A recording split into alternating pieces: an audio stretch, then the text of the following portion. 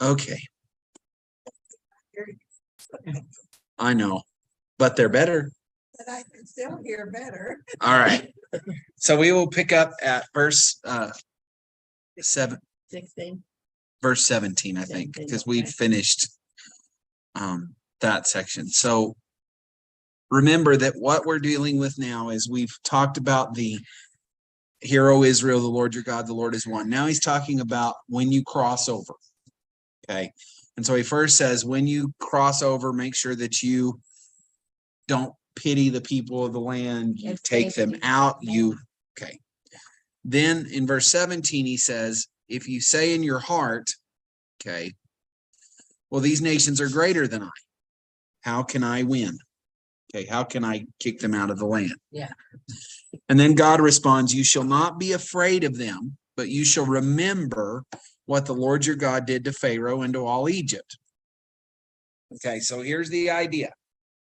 You go in the land, you see these big guys and these big nations that are greater than you, and if you start to become afraid, then remember that Egypt was bigger than you. Yeah. Egypt was stronger than you. Egypt was mightier than you. And remember what I did. So notice, it is not that, and this is what's going to come up as we go into 8 and 9. It is not how strong they are. How strong It is how strong God is. Okay. So remember what the Lord your God did to Pharaoh and to all of Egypt. Hello. We just got started. You're in good shape. Although I will tell you that there's no restrooms today.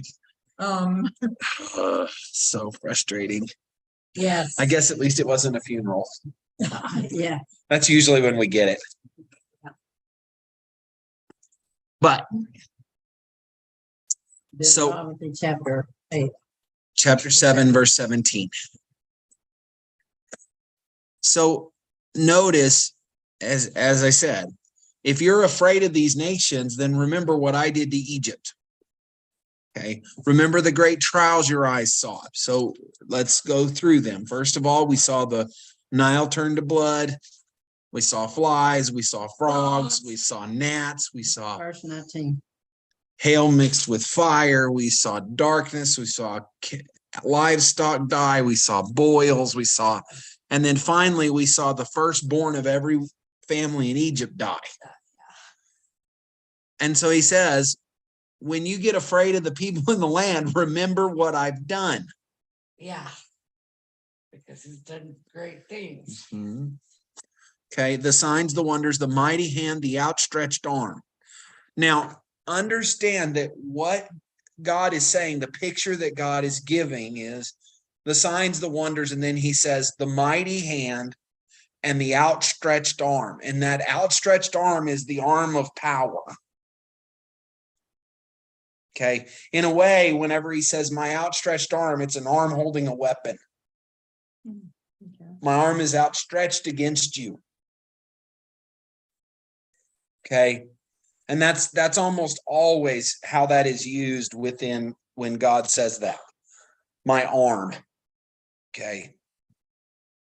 Kind of like for those of you that have been watching the Mission Kids thing, it says bring victory in the big, Yeah. I always laugh. We had a guy whenever we were doing youth work that we went to camp, and he would always, whenever he saw a girl that was cute, he'd go, oh, is the thing over here? And, he'd, fake the muscle while he's, and this college girl just went off. What, do you think guys actually like that? But that's kind of the picture here. Understand that the idea is God is saying, look at how mighty my hand and how mighty my arm is that I stretched out against Egypt. Okay. And then he says, okay, know, okay, by which the Lord your God brought you out. So will the Lord your God do to all the peoples of whom you are afraid. So in the same way that God did mighty work to bring them out of Egypt, he will do mightier works to bring them into the land. And understand that there are definitely places. For example, think about the fact that Jericho was a large. Oh, the bathrooms don't work. The bathrooms don't work at all. What about the other end? You can try, but I bet they're. If she has to go ahead and. But that one particularly is flooded already. What about the other side? That's what I'm saying. Normally, whenever this happens, it's both sides. Yeah. But if you need to take her to the other side, do so.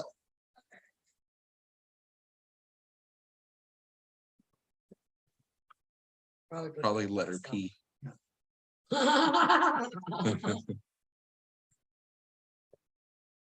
So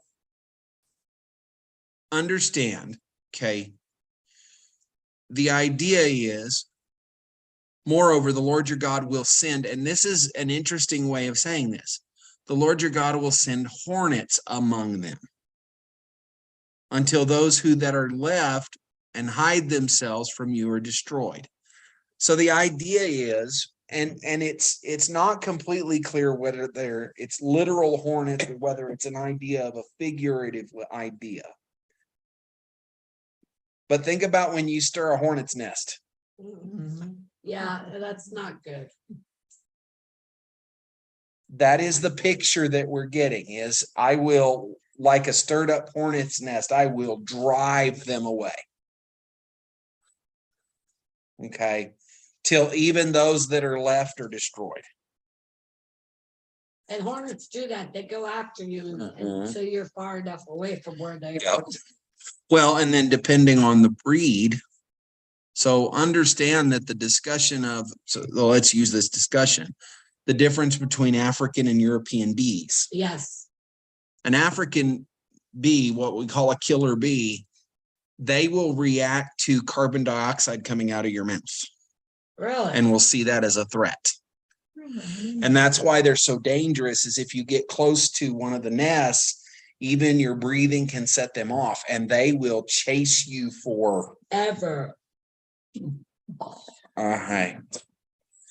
It will chase you forever. So, but the idea is, okay, I will take out the ones that are left. Okay. Don't be in dread of them. Don't be afraid of them. For the Lord your God is in your midst and great and awesome. Now, he's going to give a little bit, but just so you know, the Lord will not clear away these nations before you all at once. In fact, he says, the Lord will clear away these nations before you little by little. You may not make an end of them at once. Now, this is a very interesting discussion that really does coalesce into our own lives. Yes. What does that word mean? That coalesce. Sorry. That tells us something for ourselves. Okay. Okay. That's not exactly what it means, but that's probably the best way to do it. Best explanation. Okay. Cool. That works. Make it visible is really what that is. Okay. Okay. So you may not make it into them all at once, lest the wild beasts grow too numerous for you. So now, why would that be a difference? Okay, so think about it this way. So if God were to just in a day kill 15 million people out of the land of Israel, and you have 1 million Jews, then what will happen is there won't be enough people to control the predator population. Okay. Makes sense. Okay. Okay. And that's kind of the idea, is that the bears and the lions and all of that will breed and grow. So and he's trying to keep the balance for him. Okay. Okay. The wild animals won't grow too numerous for you. Yeah. Now, here's the other element.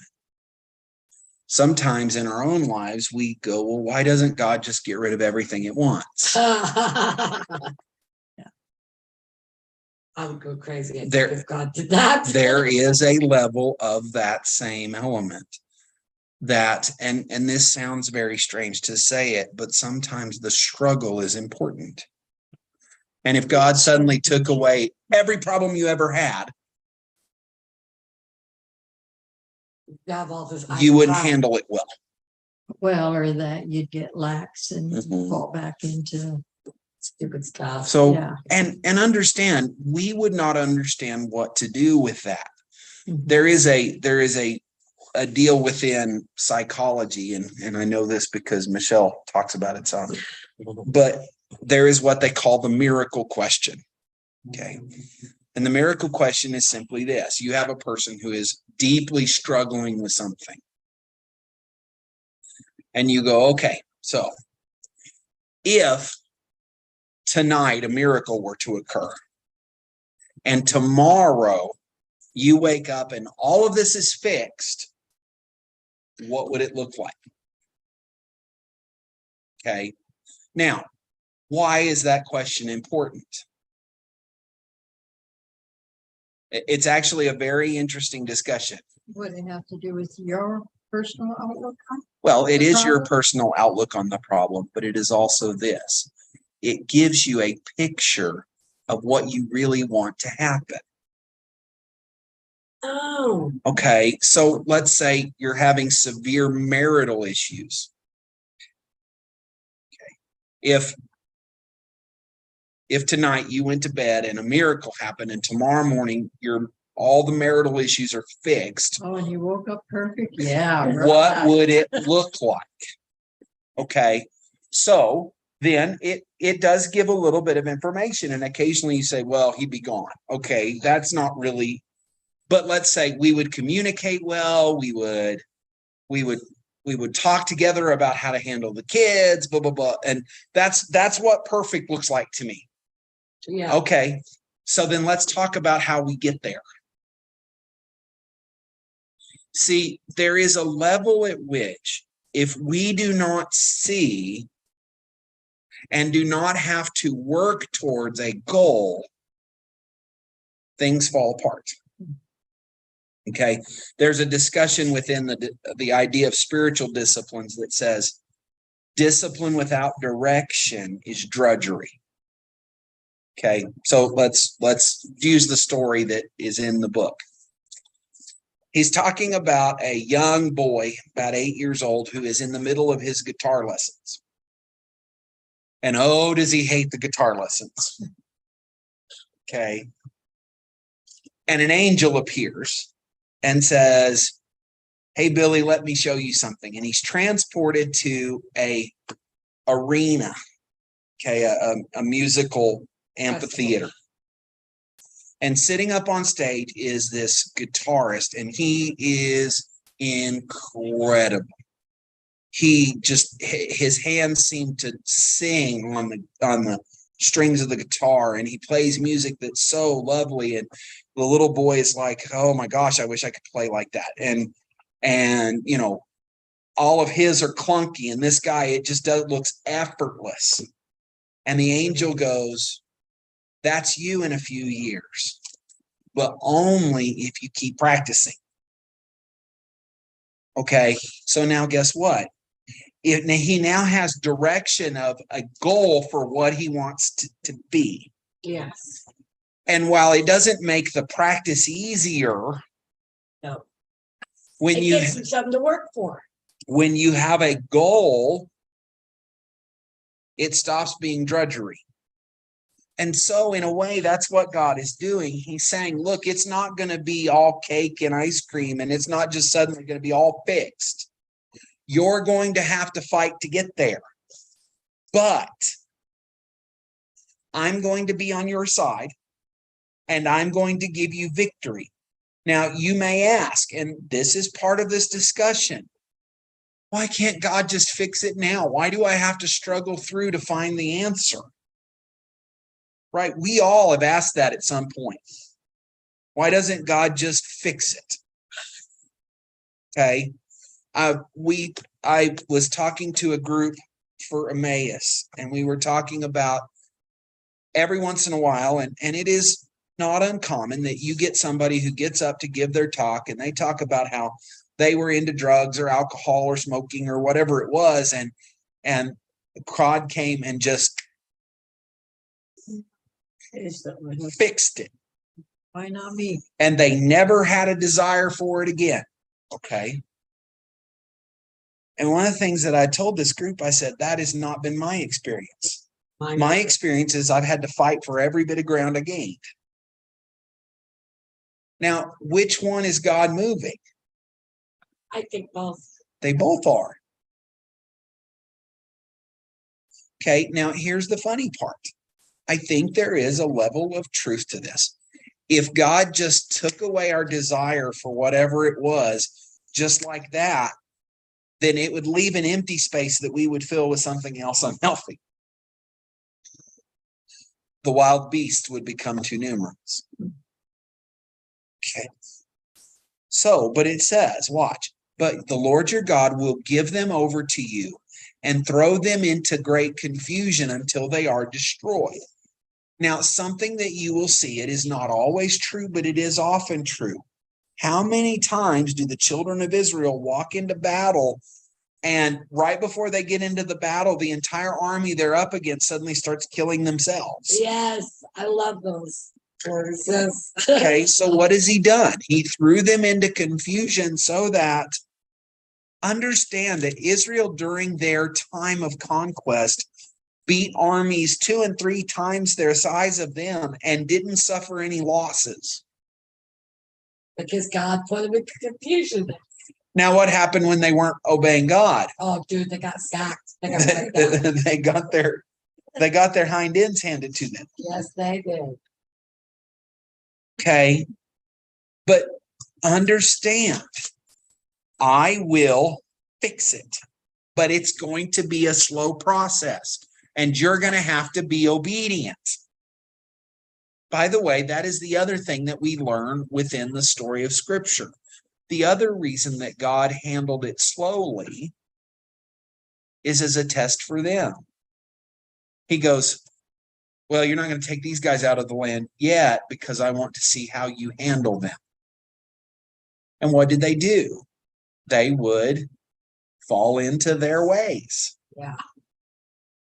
Yeah. Thank you. I agree. We have to work for it.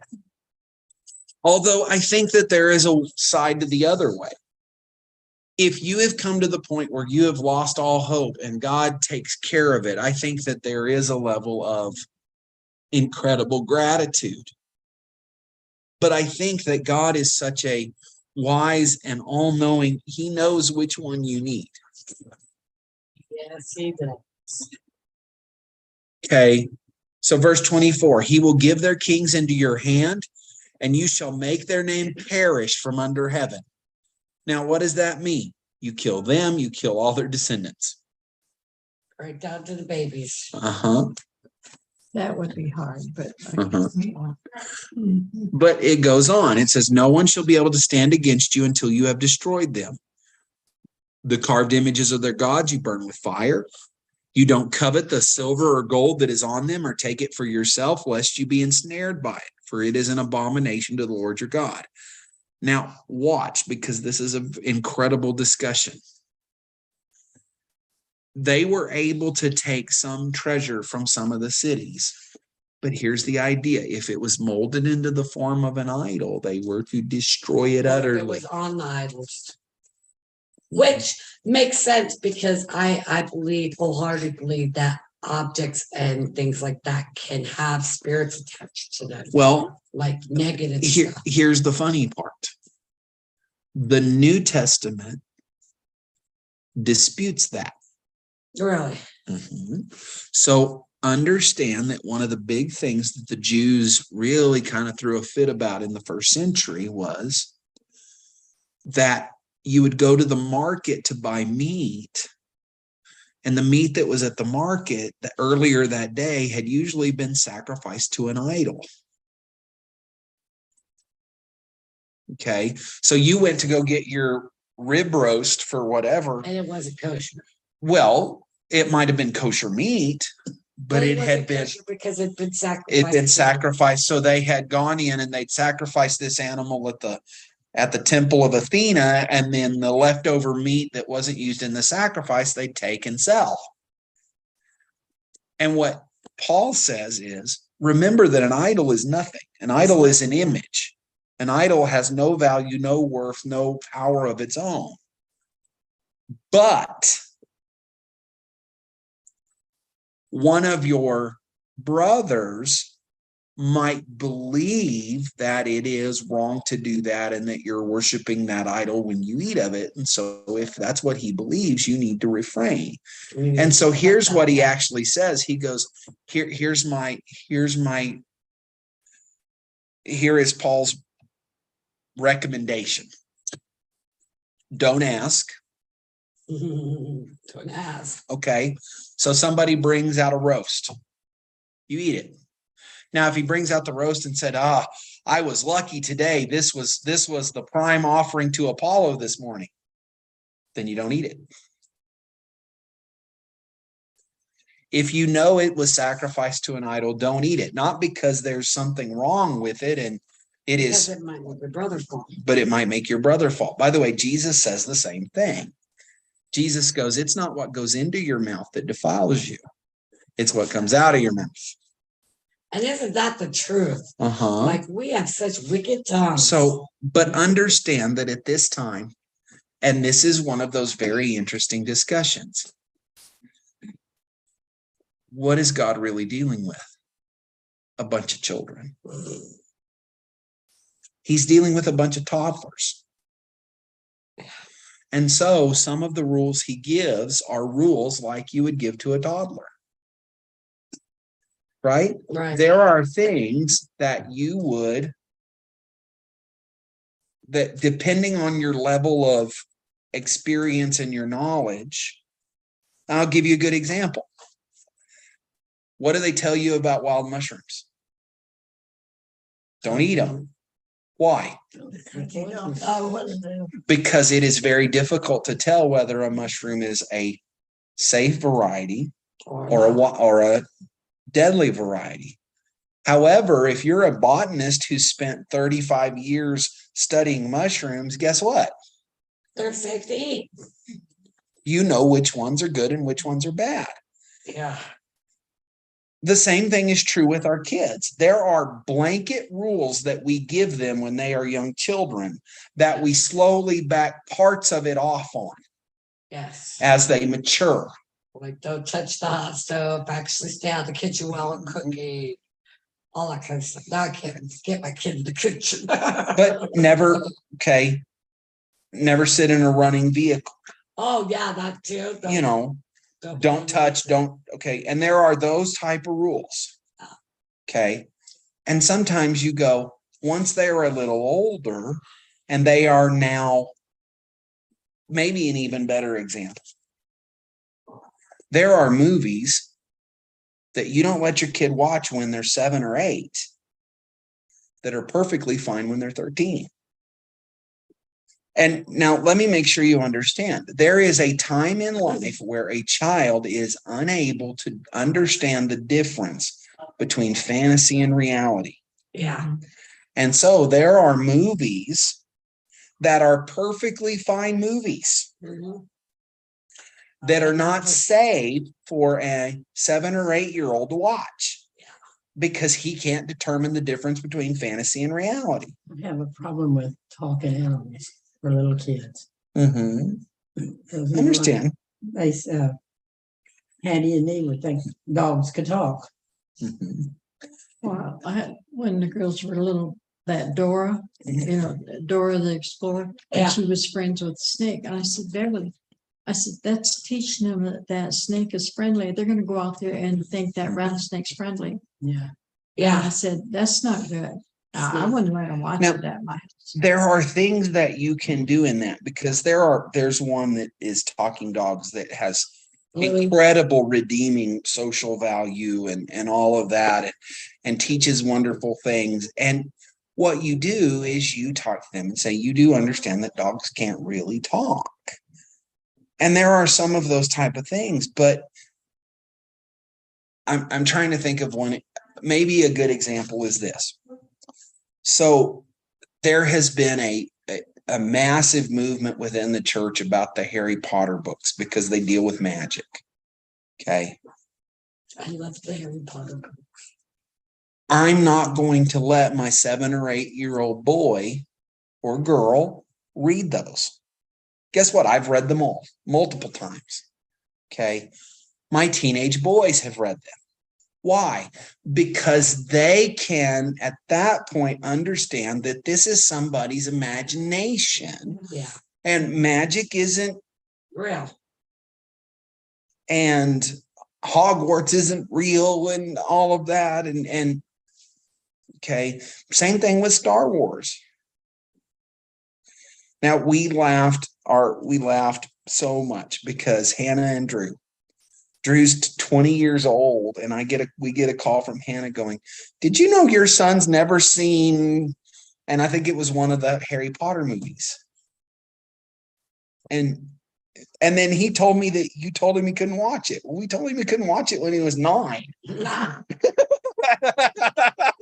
we still didn't watch it, huh? So we, yes, you have permission to watch it now, but there is a level of understanding that says, and this is what is going on here. You guys are. They come from a culture that believed that idols had power. God is trying to break them of that.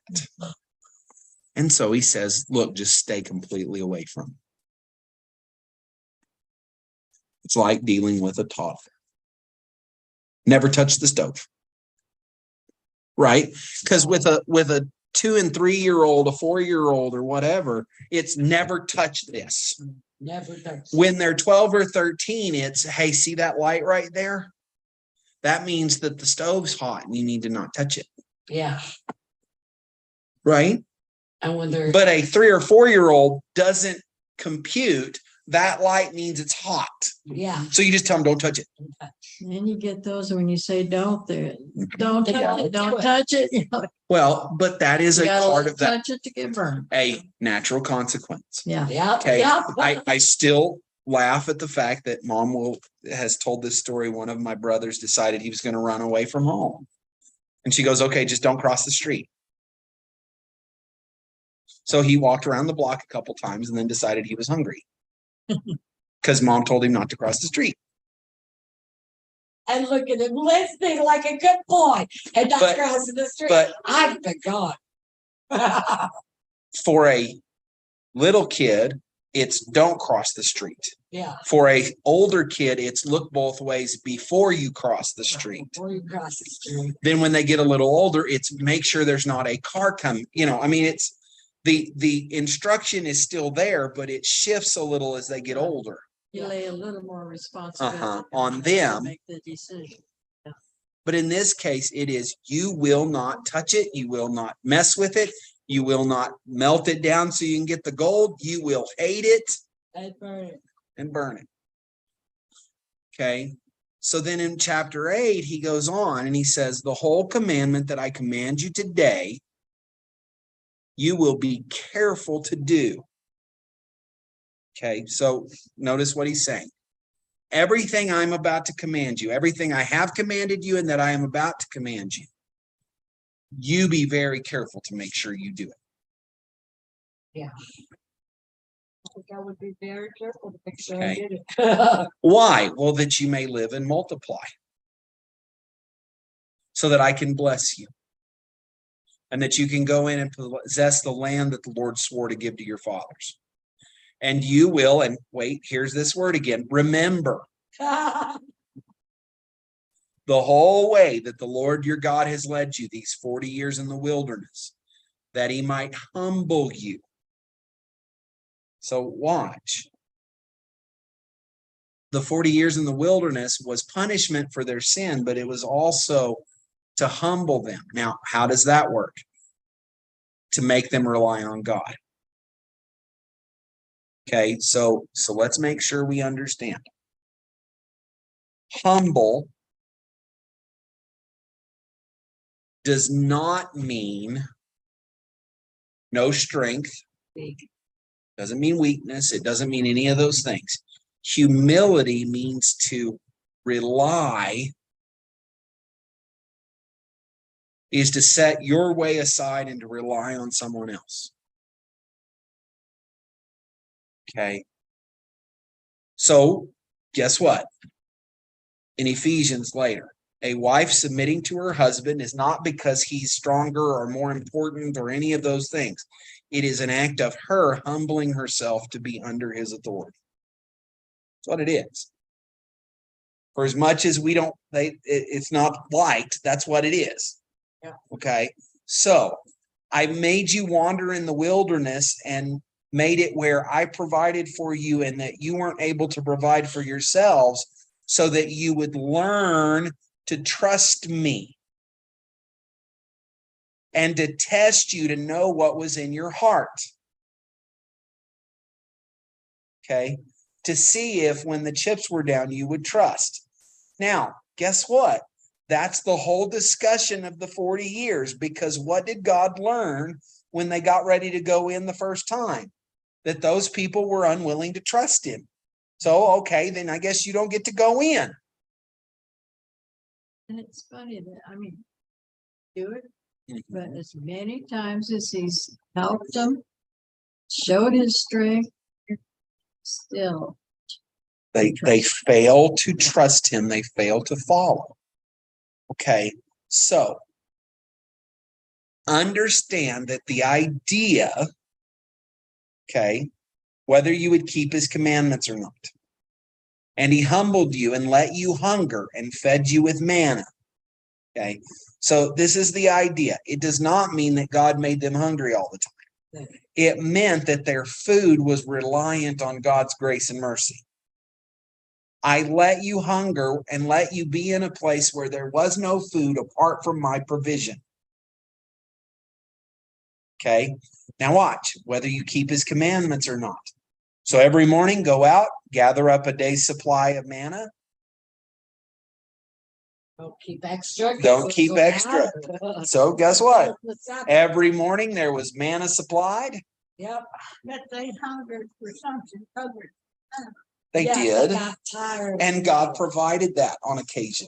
Yep. And a couple times provided it as a punishment. So, But understand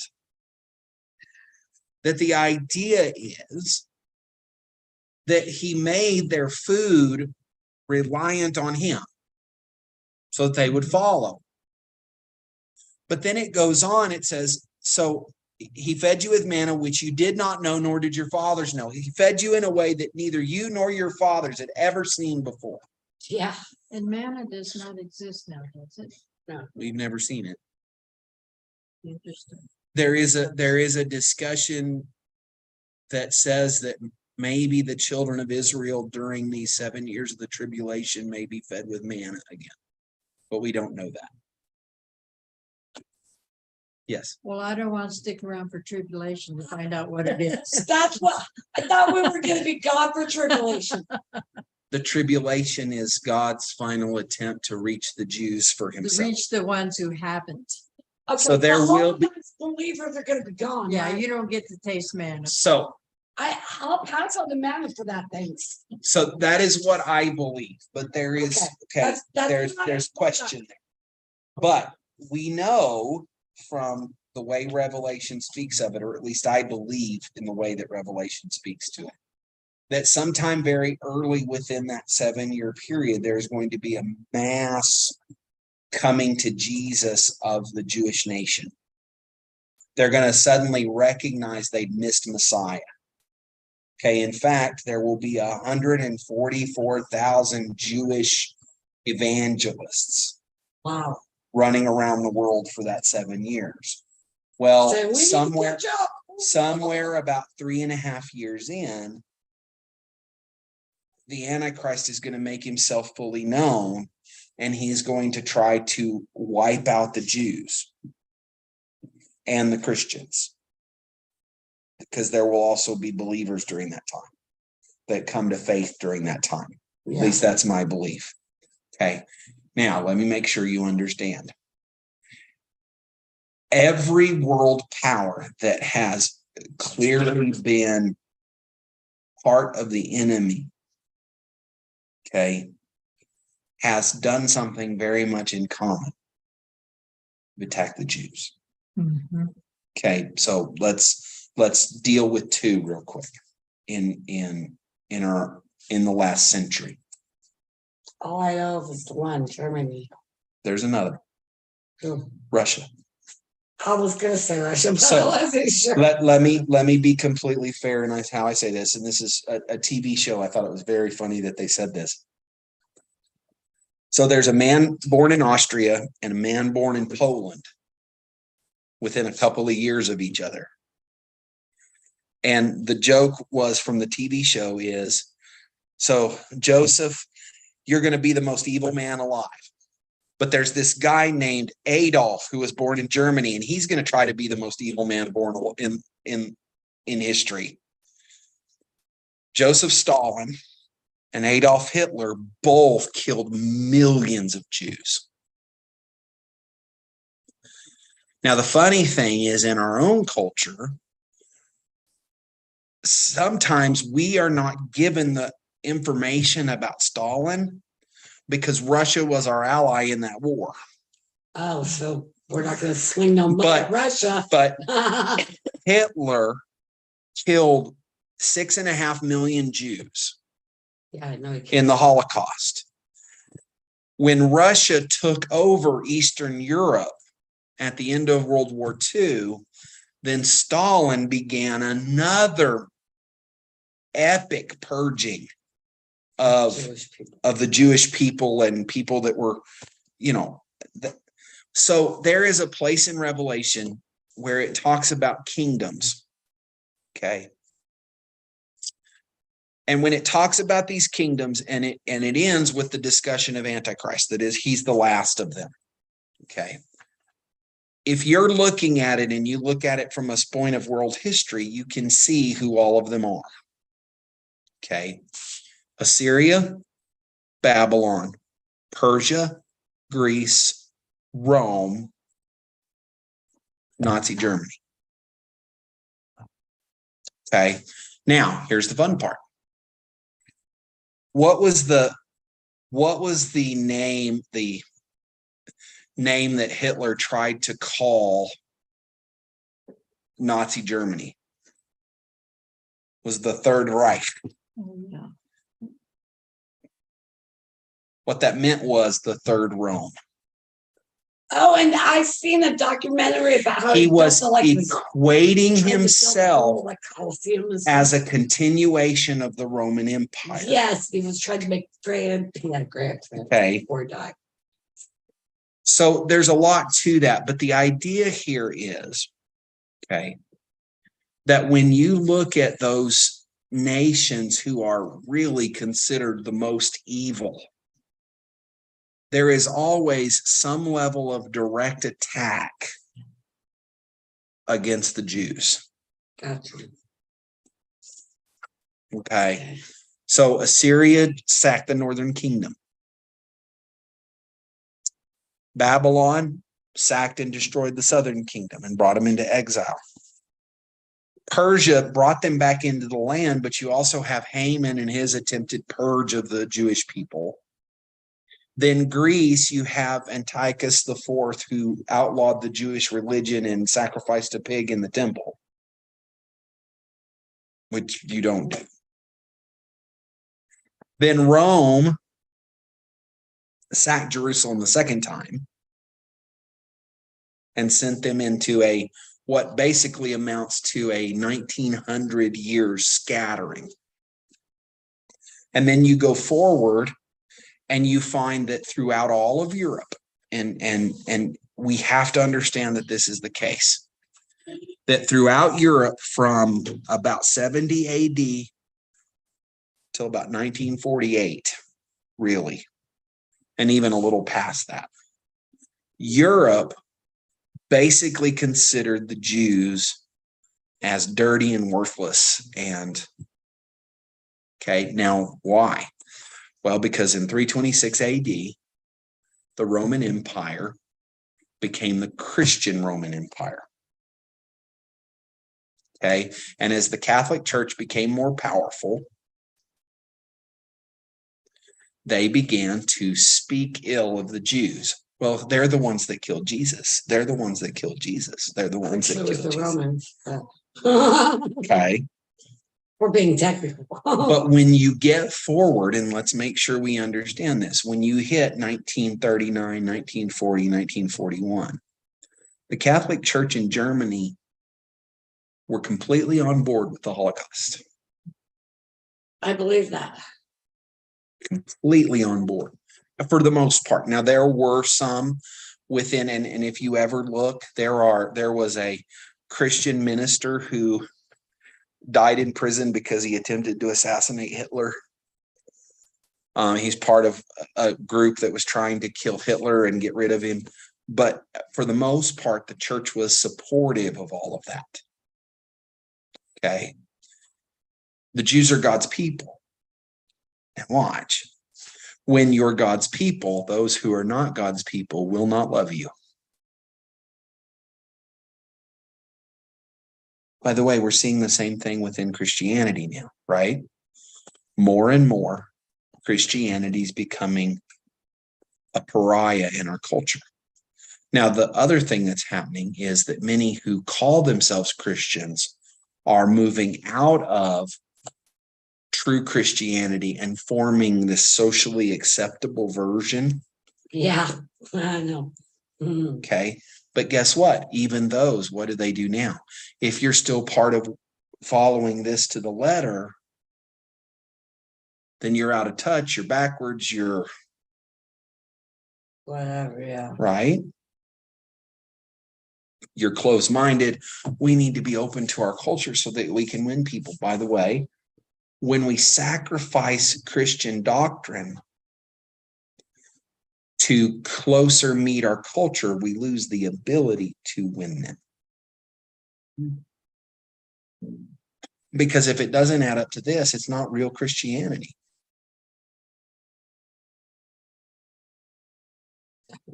See, I saw a deal a couple weeks ago that said that one of the biggest problems in the church now is the whole sinner's prayer mentality. And I'm going to be fair, there's a level at which I agree to that. Let me explain what I mean. So often in churches today, you will hear these words. If you want to become a Christian, just come pray this prayer and you're a Christian, you're good. Okay, so let me ask, is that what the Bible says? No. Well, what does the Bible say? Well, you gotta do the salvation, but you also have to do the baptism, but you also have to let go of the world and become his. Different, So let's take Jesus's exact words. If anyone would come after me, if anyone would follow me, he must deny himself, take up his cross, and follow me. Now, what does that mean? Deny what I want. Take up an instrument of death. Okay. Now, let's be fair. If we look around this room, 1, 2, 3, there's a couple more, 4. How many crosses are in this room? Okay. Let me just be fair. In 70 AD, putting a cross up, somebody would have thought that was the dumbest thing ever. You've just put up an execution device in your room. Yeah. Okay. Now, the cross is beautiful to us because it is the symbol of Christ's sacrifice. Okay. But we need to be careful that we don't get this idea that when Jesus says, deny yourself, take up your cross, he doesn't mean the little thing on the wall. It doesn't mean put a cross up on your wall. See, I'm a Christian, I have a cross on my wall. He means go in, grab that massive beam of cross that you're going to die on, put it on your shoulder, and carry it like Jesus did. It means deny yourself, carry the burden that Christ is giving you for his service, his death, his burial, his resurrection, carrying it on your shoulder and following him. Now, the funny thing is, and we'll talk about this on Sunday, that at the same time that is what he says, that you must deny yourself, take up your cross and follow me. He also says, if you're weary and heavy laden, come to me and I will give you rest, which, by the way, the word in Hebrew for that would be Sabbath. That's why we'll talk about it on Sunday. But what does he mean? Then he goes on, he says, my yoke is easy and my burden is light. Okay. Wait a minute, I'm carrying a cross. Okay. The key word, this is my opinion, I'll say this. The key word here is yoke. Yeah, that's where you're attached to two animals, right? So guess Instead what? of it being on one, it's on two. If you're yoked with Jesus, he's carrying most of the weight.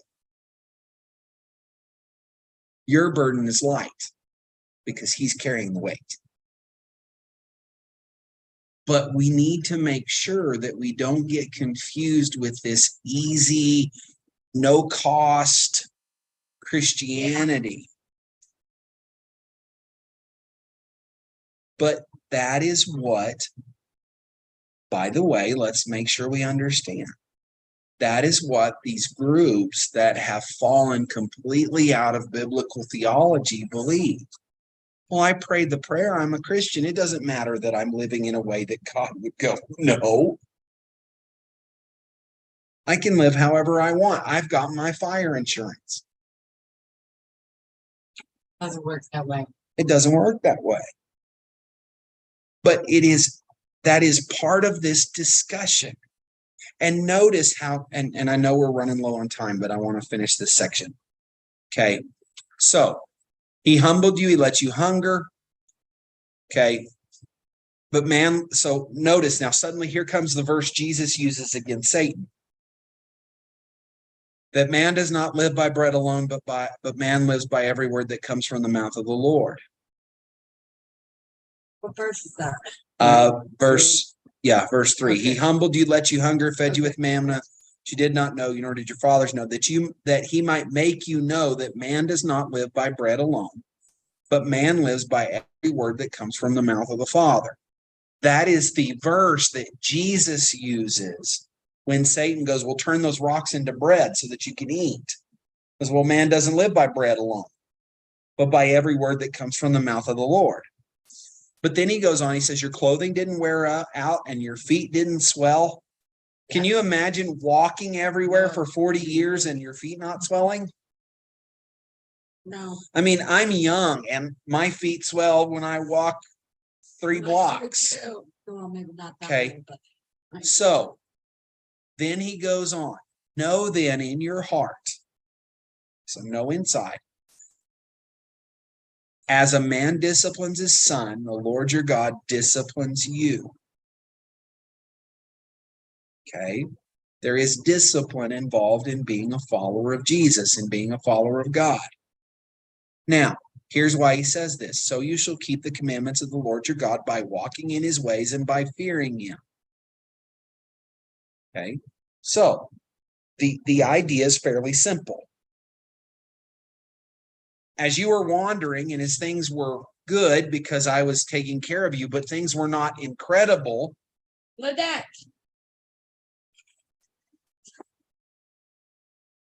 Okay, you can go try the other side. Let us know if it overflows. Okay. So now watch. For the Lord your God is bringing you into a good land, a land of brooks and water, of fountain springs flowing out in the valleys and hills, a land of wheat and barley, of vine and fig trees and pomegranates, a land of olive trees and honey, a land in which you will eat bread without scarcity, in which you will lack nothing, a land whose stones are iron, out of whose hills you can dig copper. And you shall eat and be full, and you shall bless the Lord your God for the good land he has given you. And then verse 11, we'll stop here. Take care lest you forget. So when everything is wonderful and everything is perfect, be careful that you don't forget what God did to get you here. By the way, that is exactly the discussion of our generation today. Now, watch, because this is the funny part. We have a huge group of people who call themselves Christians who believe that you can speak good things into existence. Oh, Now, the power of blessing. watch. When it all gets great and it all gets wonderful, don't lose, and this is exactly how it says it, don't lose sight and think it was you. Yeah, because it wasn't you. It was me. All right, we're going to stop right there. How long are you going to be here? Another 30 minutes Okay. to an hour. I've got some yogurt and some cheese. Okay, I can help you bring it in. Well, I got to go to the house and get it. Oh, okay. I looked I at can my wait. clock in the office and it just said 4 o'clock. I go out to clock out and it says 5. I thought, oh my God.